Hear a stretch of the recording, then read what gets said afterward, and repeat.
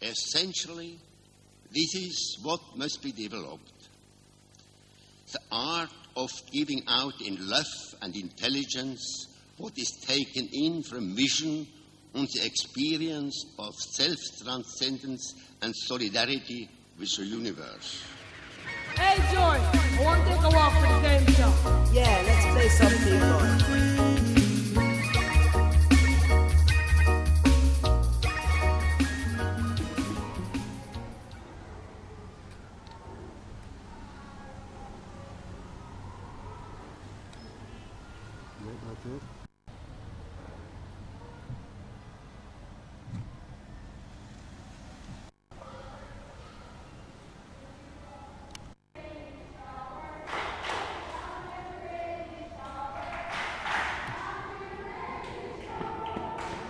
His father told him once that his grandfather had told him stories about treasures which were guarded by our spirits at the warm water spring.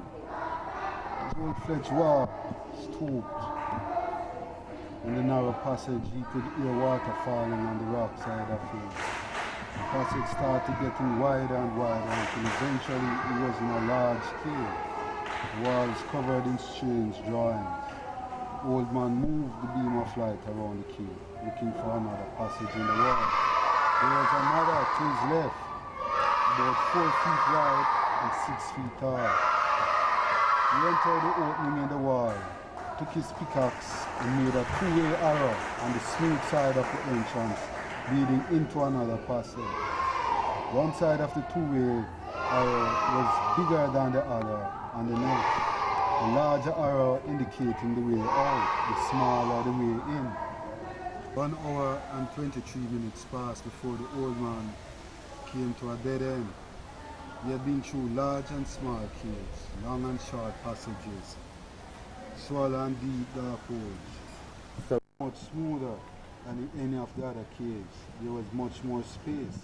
The ceiling of this chamber was much higher than the others, and it was the only section of the cave that seems to have been used long ago. Standing in the 3 corners of this huge triangular-shaped chamber were 3 figures standing at the entrance of the chamber. The old man could not tell what the 3 figures might be. From where he was standing to the corner of his right hand was about 50 yards, which was the same on his left. The corner before him was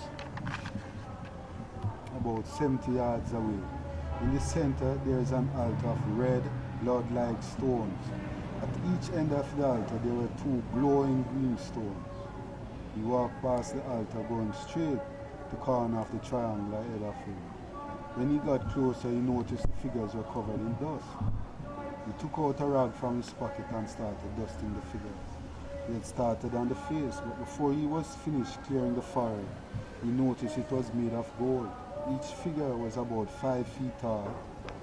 Now he had a secret only his son would know about, not even Darda would know, until he and his son decided what was to be done. 1990. Dear son, I hope you are well. Your dear Darda prays for you continually. She is well and as strong as the day she captured.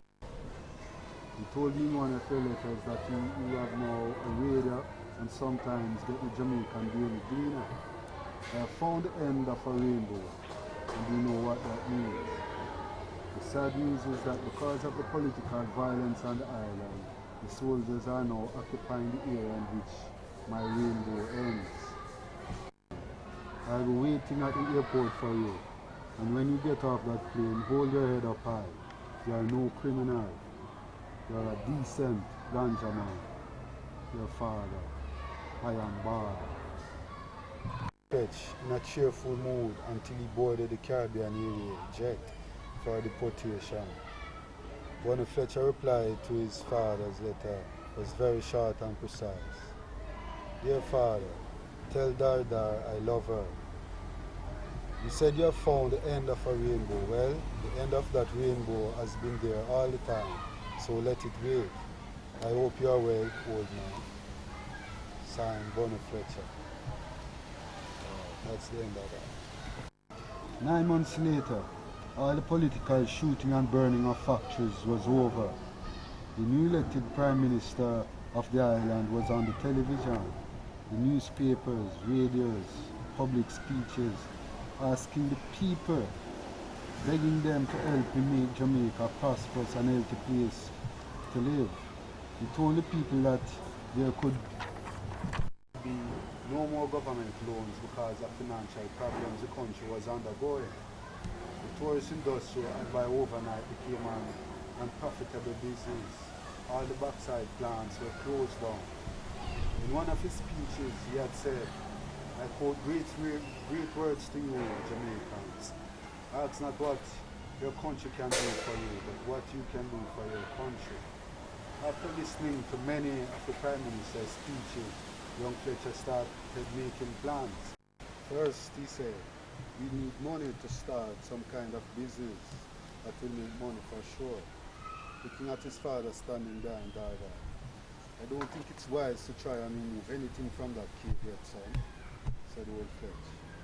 No, I'm thinking of getting a loan from the bank, young Fletch said. One bird in the hand is better than a dozen in the sky, said Dada. I think the two of you should take whatever there is in those caves and bury it right in our own backyard. What for? Old Fletch asked his wife. Don't ask stupid questions in front of a smart old Fletch. If you could have found it, someone else can find it too. Anyway, 7 weeks after young Fletch and his father had buried the 3 golden statues, pots and jars, all made of gold, he decided to put his plans into action. Father and son left the hills of Upper St. Andrew, well fed that morning.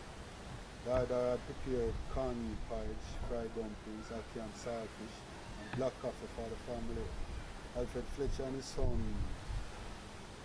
Alfred Fletcher and his son home early. Let me miss a word. Alfred Fletcher and his son got home early that morning with the land titles, you know. On their way down the hill heading towards Kingston, old Fletch relaxed in the back of the Jeep. Lots of guavas and papa this year's boy, said old Fletch, looking at the patches of cultivation on both sides of the road. Dada will be making lots of guava jam this year, said Bonnie. At 10 a.m. they were in the Victoria Savings and Loan Bank.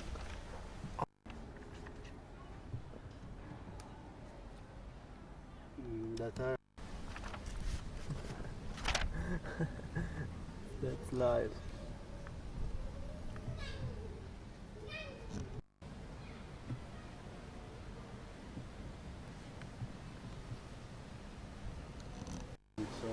Was that at least it had been brushed free of the dust from a long ride.